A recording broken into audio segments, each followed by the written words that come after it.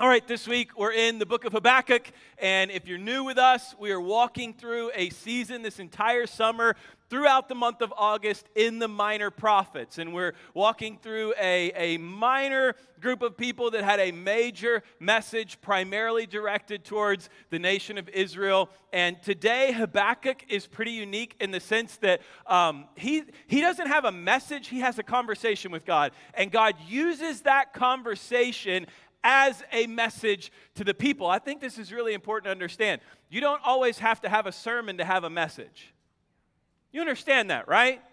You don't have to come up here and do this to have a message or a testimony or a work of God that He's done in your life. In fact, one of the best Christians that I know has never preached a sermon, and this guy is a soul-winning machine. He cuts down trees for a living. He is an evangelist. He serves at his church. He has such a joy, such a life about him, and he is a Habakkuk. He is not someone who's going to preach a sermon. He just lives one every single day, and he brings these gruff, tough lumberjacks to church, and he's standing next to them worshiping. He's praying over them, and he's encouraging them, and this is a man who lives a sermon. We have to understand there is nothing more important about me than there is about you, of whether or not you come up here and preach or I preach. I believe God's graced all of us differently. So my grace happens to be preaching. Your grace can be in something else. That doesn't mean our messages are more important one or the other. In fact, your message is just as important because you can go places that I can't go. And you're in proximity with people that I'm not in proximity with. And you have an ability, because of your story, to share with people that would never listen to a word I say. Try showing up to a party and telling everyone you're a pastor. Does not work. Does not work at all. Doesn't land, right? But you can. Maybe. Hopefully. But you have a message, okay? So, Habakkuk. All right, here's what I'm going to do. Guys, I'm going to skip the first, and we're going to read essentially the entire book. So I usually start off with a passage of Scripture. No need, because we will cover everything. Here's Habakkuk's message. What do we do when everything's going wrong?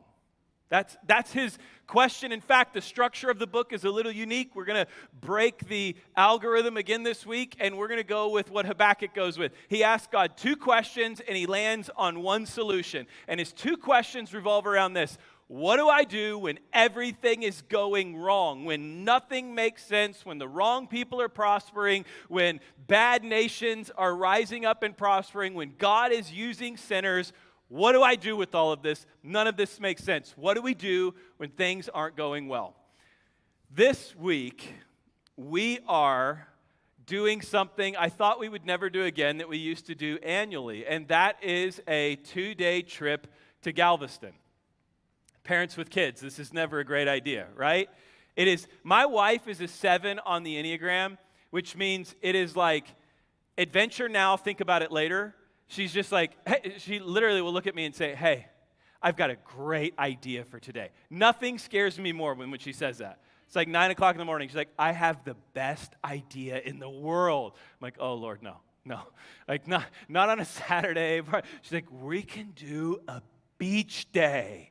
Let's do it. I'll pack the car now. We'll leave in 15 minutes. We'll swing by and get snacks. It'll be great. Like 3 hours later, we've packed enough for 2 weeks, and we're going for 2 hours. The van is full. The kids are crying. Anna and I are arguing with each other. We get in the car. There's traffic, right? So then we get stuck in traffic, and what was supposed to be this beautiful, fun beach day, we get there at 4:30, eat a burger at Michael Burger, turn around and drive back home. I was like, why do we do this? What? It's because of you. You're the fun one. I just follow. I'm an 8. I'm the 8-hole around here. I'm just angry and mad. Like, I'm not doing that. Nope, not a good idea. Haven't thought it through. I'm not willing to be a part of it, right? Like, she is, this will be so fun. So she gives me a couple weeks in advance, and she said, babe, here's what I think we should do in a couple of weeks. I think we should go on a trip to Galveston together. And I'm like, okay, we'll do it, right? Now, mind you, let me think here. First of all, the first time we went, I actually wrote them down because PTSD has caused me to black them out of my mind.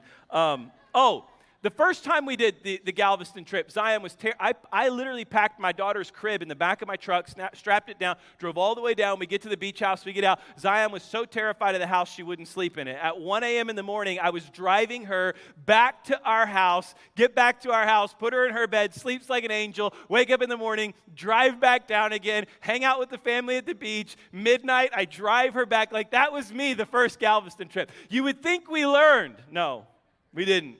We go back again, and one of my children gets incredibly sick, throws up, in that time we had a Suburban, throws up on my mom that was sitting next to them, and then throws up all over themselves, all over the floor.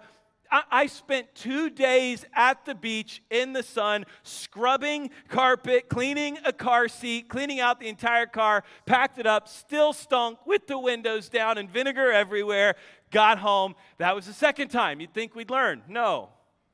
In fact, my wife got an even better idea. She bought a toddler's car toilet on Amazon. Why?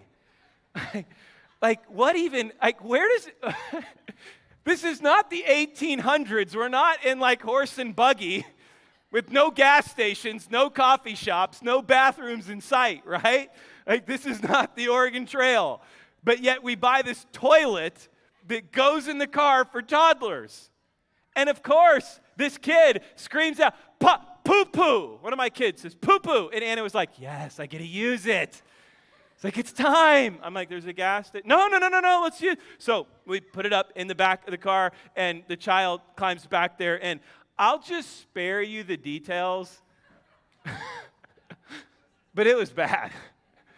Like, whole car. What in the world? Pull over. There's this Raceway gas station, okay?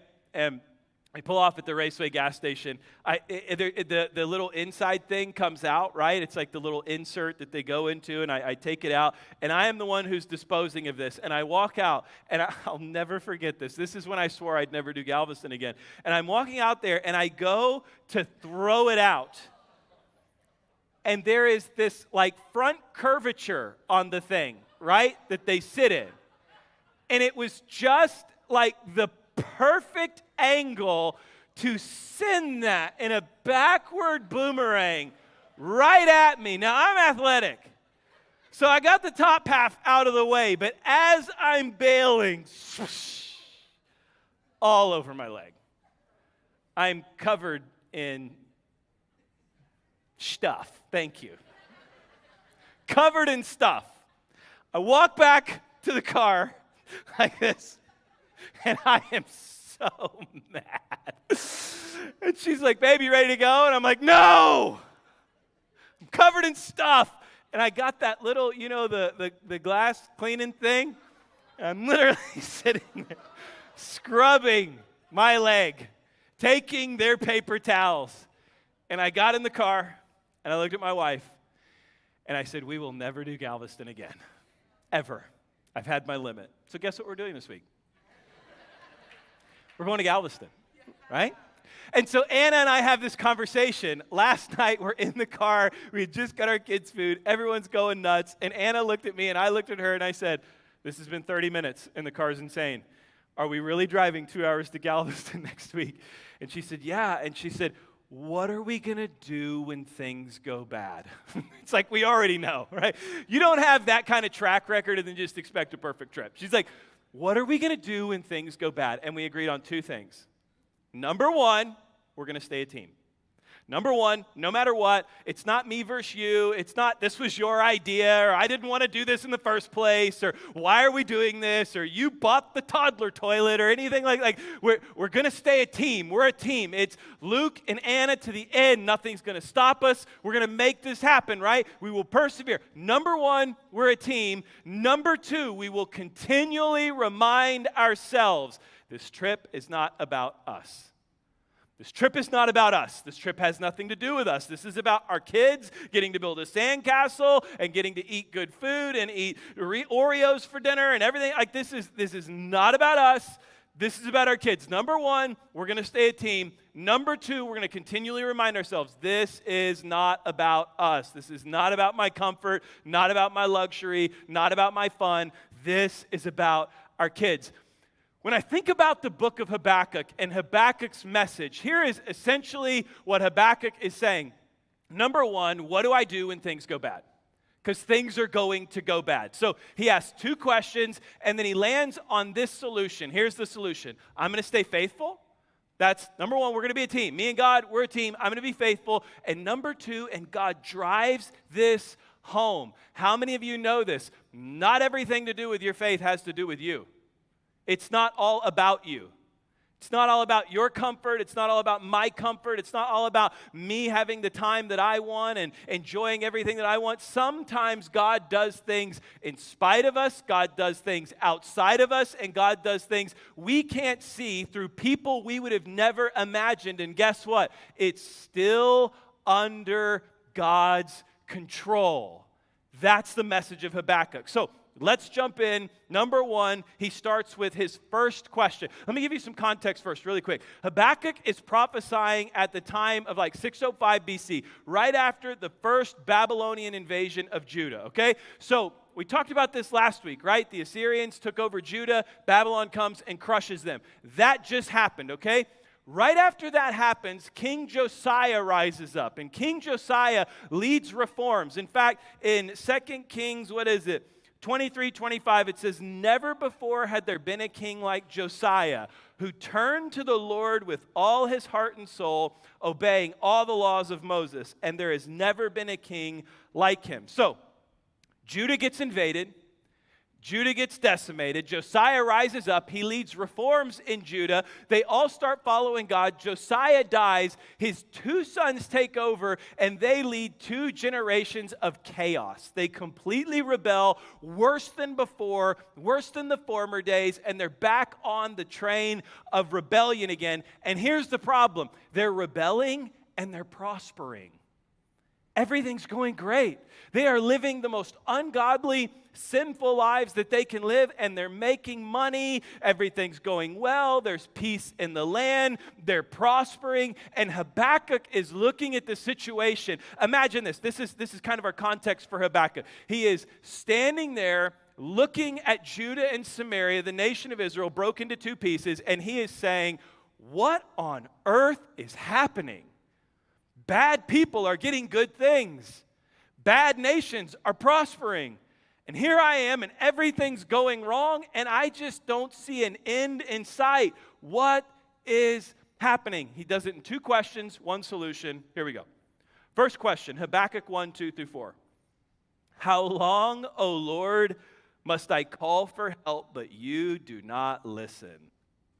Violence is everywhere. I cry, but you do not come to save. Must I forever see these evil deeds? Why must I watch all this misery? Wherever I look, I see destruction and violence. I am surrounded by people who love to argue and fight. The law has become paralyzed, and there is no justice in the courts. The wicked far outnumber the righteous, so that justice has become perverted.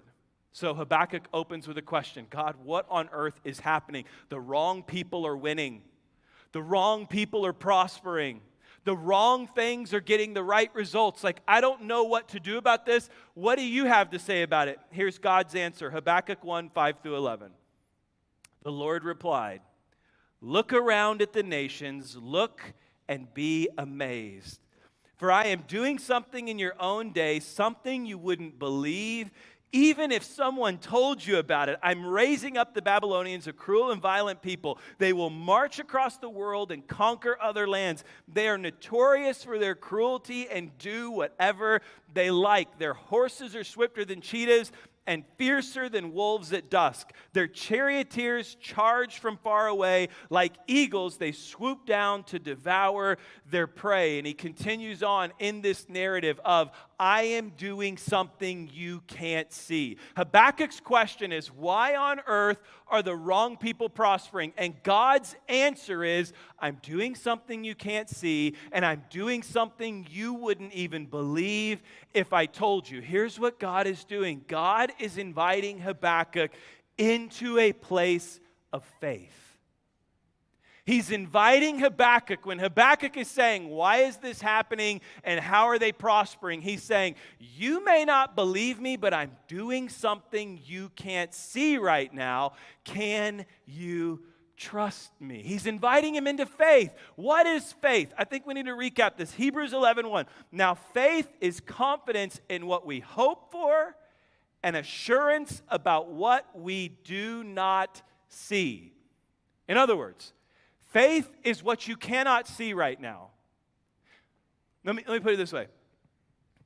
The greatest area of growth you have is in what you cannot see right now. When you don't know what is next, that's your greatest area of growth. Here's the difference. Faith is when you can't see it. Obedience is when you can. And there is a massive difference in the two, right? Faith is the assurance of what we're hoping for. I can't see it, therefore I'm trusting God as I step into it. Obedience is God has shown me and I will do what God says. Here's the difference, and this is the challenge that most people face. A lot of people want to be obedient, but nobody wants to take a step of faith to get there. It's really easy to say, God, I'll do whatever you tell me. What if God says, I'm not going to tell you? You choose. You take the step of faith. That's me. Time of confession. I am the guy, I'm probably really good at obedience and really bad at faith because I'm the guy who says, God, I will go wherever you want me to go. I will do whatever you want me to do. I will serve you in whatever capacity you want me to sell everything I own and move to Africa right now. I'll do it. You want me to do this? You want me to do that? I will do whatever it is. I just need you to tell me. That's all that I need. That's not faith. That's obedience. That's saying, God, give me the answers and I'll do exactly what you say. God, and here's the problem. Faith precedes obedience. So if you want to be obedient, you have to be willing to take the step of faith. That's what the rest of Hebrews chapter 11 is about. In fact, he gives over and over the example of Abel, Enoch, Noah, Abraham, Sarah, Isaac, Moses, Rahab. They all did what they couldn't see. That's faith. We want to see it and then we'll do it. That's obedience. And obedience is great. But obedience without faith, you just stay stuck. Like, God, show me, God, show me, God, show me. God's not going to show you everything. God's not going to answer every one of your questions all day. He's going to put you in a position to trust him with what you can't see to take the step. That is the invitation. The first invitation with Habakkuk is this. I know you see them prospering, and I know you see everything falling apart. And I'm not going to tell you what I'm doing. You wouldn't even believe me if I did. But do you have faith with what you cannot see? One of my favorite movies growing up as a kid, Indiana Jones. Anybody? Come on. Indiana Jones. Where are we at? You college students don't even know what you're missing. Oh, we got one. Caleb. Okay, great. Praise God. You're cultured. You're educated. You're learned. I love that. Indiana Jones and MacGyver. Any MacGyver? Not the new one.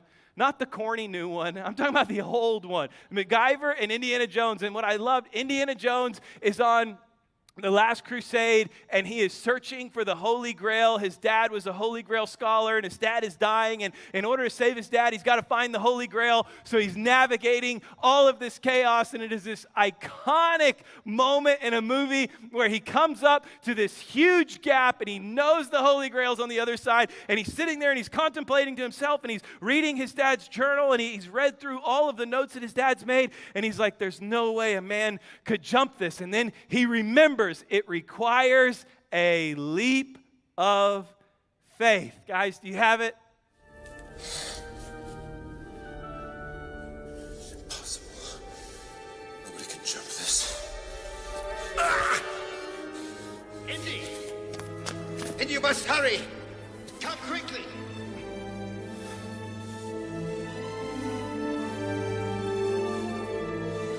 It's a leap of faith. You must believe, boy. You must believe.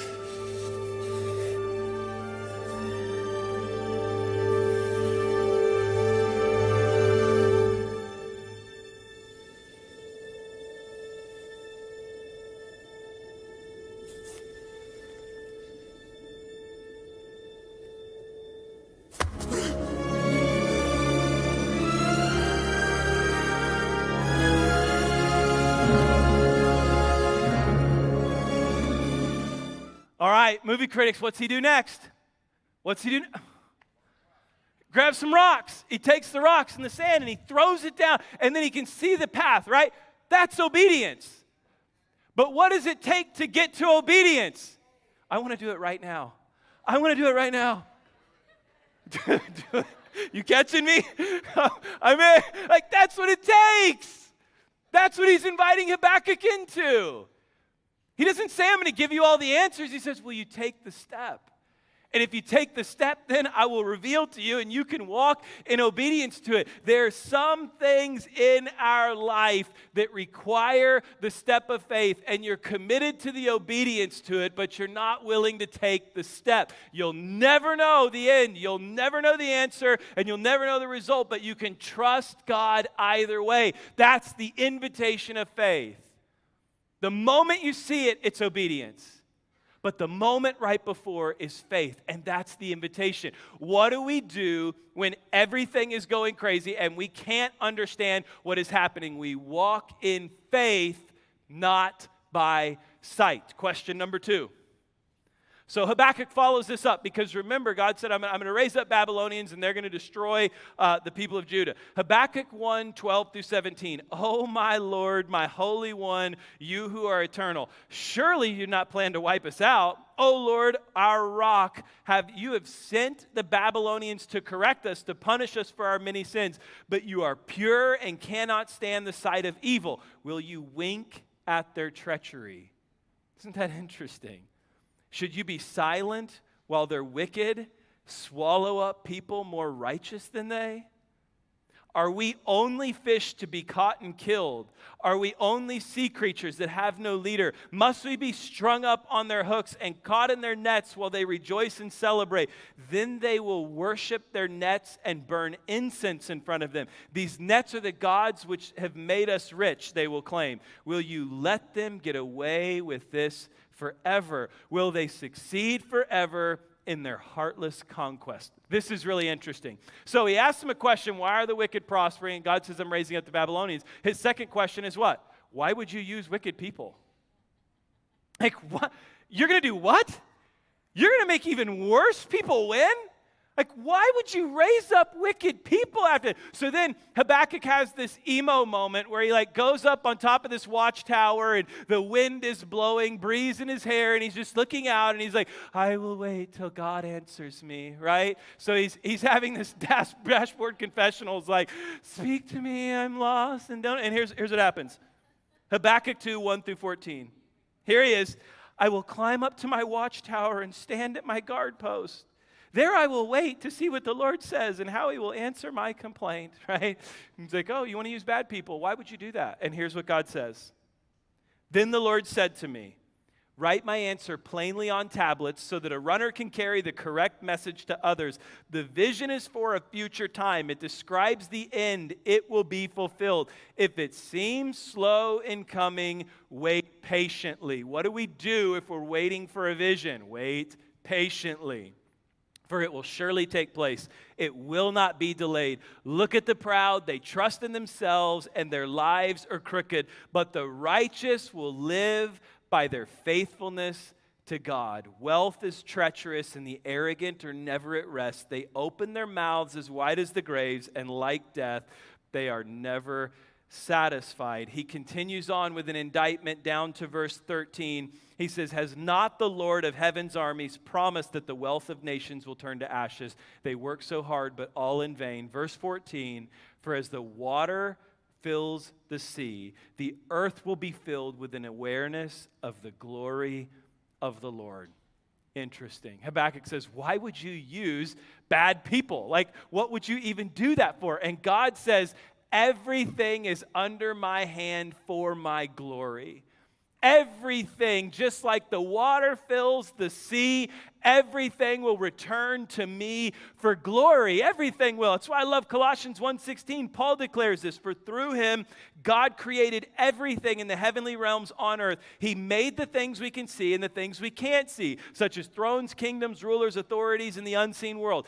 Everything was created through him and for him. Again, in Romans 8:28, he says, and we know that in all things God works for the good of those who love him, who have been called according to his purpose. Do you realize that God is so much bigger than the righteous little box that we put him in?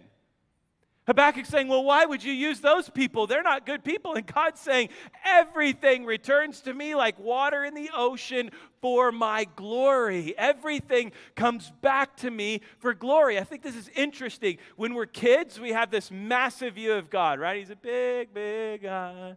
I don't know the rest of the song. And we have this view of God. He's really, really big, right? And then as we grow older, he gets smaller and smaller and smaller until the point where if we can't rationalize him, we can't trust him. If we can't understand what he's doing and he's not giving us the answers and it doesn't make rational sense to me, well, then there's no way that I could trust this. And yet he's saying to Habakkuk, don't you realize, good, bad, or in between, it will all return to me for glory? Don't you realize that? We get so hung up on, oh, the bad people are winning, the bad people are winning, the Democrats. I hear that all the time. Like, oh, since when? What are you so worried about? Do I need to stay there for a minute? Like, look, I'm a conservative guy. I vote biblical values, right? Hear me when I say that. But I've never seen Christians act more faithless than during election time. If we don't win, we're all going to die. No, since when? I'm going to do a season when we near election time on the persecution and politics that Jesus experienced in his day. If you think this is bad, I had somebody come to me and say, well, brother, now that we're all being persecuted, what? They're killing Christians in West Africa right now. Like dragging them out of churches and murdering them. That ain't happening to me. Nobody's persecuting me. Nobody's shutting my mouth. Nobody's coming in here putting a gun down my throat telling me don't talk about Jesus or we're killing you. Like that's not persecution. We have no clue what persecution is. We live the most comfortable, free lives you could ever live, and we get so wound up over watching the wrong news channel. Okay, I'm done. But here's what you need to hear. God is saying, don't you realize I can work in the midst of this? Like, don't you realize I'm so much bigger than this? I'm so much more powerful than this? I had a friend who is a pastor in South Africa. His name's Hilton Apollos, but they don't use H's there. His name's Ilton. Pastor Ilton was his name. And he had a guy walk into his church one morning who was a well-known drug dealer and well-known criminal in town. And he walked up to him, and he thought he was going to kill him. He was like, this guy's come to kill me. And he said, I've been feeling guilty lately, and I saw your feeding program that you're doing, and I feel like I need to give God some money. And he hands him a duffel bag, and inside of the duffel bag was 250,000 US dollars. That's 4 million South African rand. Hands him a duffel bag for it. You know what he did? I couldn't believe this. He said, I looked at him and I said, I cannot receive that, brother. That is not of the Lord. And he handed him back the duffel bag. He really did. And then you know what he did? And he's telling me this in the form of a lesson. He said, so I gave it back to him, and I thought, praise God, I did the right thing. I did the righteous thing, and I honored the Lord with it. He said, and then I woke up the next morning, and I opened up my prayer journal, and for 1 month, I'd been praying for God to give us the greatest financial breakthrough our ministry's ever experienced. He's like, wow, I thought that was odd. And then I opened my Bible to read my Bible, and in Genesis 50, it said God told them to take what was meant for evil and use it for good. And he said, then I realized something. I need to go find that drug dealer. I need to go find it. Listen, and I mean, and let the record state, if you're a drug dealer feeling guilty today, you're in the right church, baby. You are in the right place, right? But he's telling me this, and here's what he said. He said, I had put God in such a small, self-righteous box that I didn't think that he could use people who were against him to finance his mission. Like, I was thinking so small, and then I realized that it was everything I had been asking God for, just not in the fashion that I was expecting to receive it, right? You know that God can answer your prayers in ways you're not expecting. You know that God can orchestrate things through people that you don't assume, through situations that you're not expecting, through places that you would have never imagined, yet God can take those and use them for his glory. So Habakkuk's second question is, well, why would you use the Babylonians? And God says, as water fills the ocean and comes back to the shore, everything is coming back for my glory. Leads us to Habakkuk's prayer.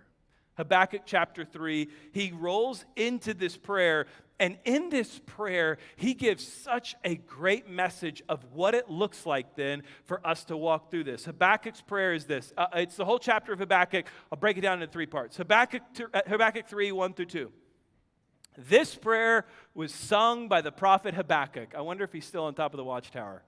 It makes the emo moment even better, right? Gets his answer, sings the prayer. He says, verse 2, I've heard all about you, Lord. I'm filled with awe by your amazing works in this time of deep need. Help us again as you did in years gone by, and in your anger, remember your mercy. I think it's great. He starts his prayer not trying to control the narrative, not trying to manipulate the outcome by simply recognizing his situation. He says, God, I realize we're in a time of trouble, and I just need your mercy. God, we're in a time of trouble, and I need your mercy. And then he continues, Habakkuk 3, 3 through 15. I see God moving across the desert from Edom, the Holy One coming from Mount Paran. His brilliant splendor fills the heavens, and the earth is filled with his praise. His coming is as brilliant as the sunrise. Rays of light flash from his hands. Where his awesome power is hidden, pestilence marches before him. Plague follows close behind. When he stops, the earth shakes. When he looks, the nations tremble. He shatters the everlasting mountains and levels the entire hills. He is the eternal one. I see the people of Cushan in distress, the nations of Midian trembling in fear. Was it in anger, Lord, that you struck the rivers and parted the sea? Were you displeased with them? No, you were sending your chariots of salvation. You brandished your bow and your quiver of arrows. You split open the earth with flowing rivers. The mountains watched and trembled. And he continues on through the next few verses of this narrative. And if you catch what he's doing, he's reciting Israel's history to God. And he's telling him, I remember your victories.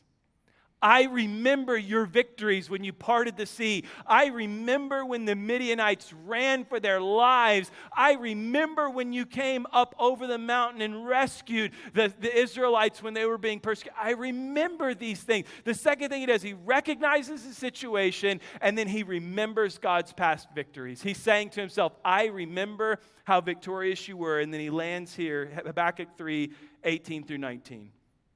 Yet I will rejoice in the Lord. I will be joyful in the God of my salvation. The sovereign Lord is my strength. He makes me as sure-footed as a deer, able to tread upon the heights. So what do we do when ungodly people are prospering and sinners are winning? What do we do? Habakkuk just told us in Habakkuk 3. He said, number 1, recognize your situation. Number 2, remember God's past victories. And number 3, rejoice in your salvation.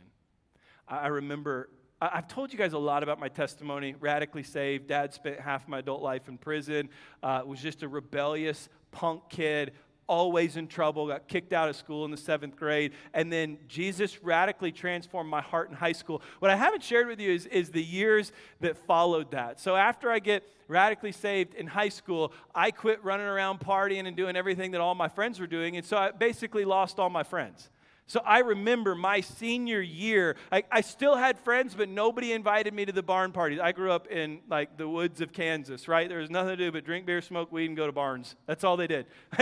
So that's all my friends ever did, and that's all we grew up running around doing. And then all of a sudden, I get saved, and I give my heart to Jesus, and I'm going to FCA, and I'm praying before meals at lunch, and they're like, what has happened to this guy? And so I had no friends really my entire senior year. And I remember there were moments of just like pure loneliness in the Lord. I remember what used to be the greatest night of the week, Friday night after the football game, and then all my friends would go party, and I would go home, and I'd be like, man, am I missing it? Are the wicked prospering, right? Are all my friends partying? And then I graduate from high school, and I had an opportunity to play baseball at the same community college that I had 8 friends that all went to live together to play football at a community college, and I was going to go play baseball there, and I just thought to myself, I can't live in that environment or I'll go back to those things. So I went to a different school to play baseball, and that was when Facebook had just come out. So yeah, Facebook wasn't even existed when I was in high school, right? I didn't have a cell phone until after my senior year, right? My 7-year-old kid's like, Dad, I need a phone. All my friends have one. I'm like, heck no, right? You're crazy. I didn't have one until I graduated. So I remember getting Facebook, and I remember seeing on Facebook all my old friends. They got an apartment together. They had this house together. It was always drinking and partying and chasing girls and having all this fun. And I was alone, and I remember thinking to myself, have I missed it? Why are they having so much fun? And I'm not. And I'm alone. And I'm stuck here. Right? And yet, I just remember thinking to myself, okay, I'm just going to be faithful. The Lord's rescued me in salvation. I'm going to rejoice in being saved, and I'm going to hope this all turns around. You know, that was like 20 years ago. From that time until now, 5 of the 8 of them, I was counting it up last night, 5 of the 8 of them have reached out to me. Be it on social media, shoot me a text, email me at the church email or something. 5 out of the 8 of them have reached out and said, since college, my life has been a disaster. Dude, I see you're a pastor now. Saw that one coming senior year. Hey, I need to talk to you. My wife and I are getting a divorce. Bro, you're a pastor. Holy smokes, that's really cool. Hey, I'm having suicidal thoughts. I don't know what to do with my life. And I look back over that. And look, that's no compliment to me. I went through a really tough time where I thought I was alone, and I thought the wicked were prospering, and I thought every situation I was being left out, and I had no friends because I started following Jesus. And Jesus, I didn't know you would do this to me. And now I'm looking back at it, and I see my beautiful children, and I see my incredible wife, and I say to myself, thank God I was willing to have faith in a time where nothing made sense. Thank God I was willing to have faith. Thank God I was willing to just recognize my situation, to rejoice in the Lord in salvation, to just turn to Him and say, God, I trust you, even when all of this doesn't make sense. And in the end, as he says to Habakkuk, it's like the ocean returning to the sand. Everything comes back around for my glory.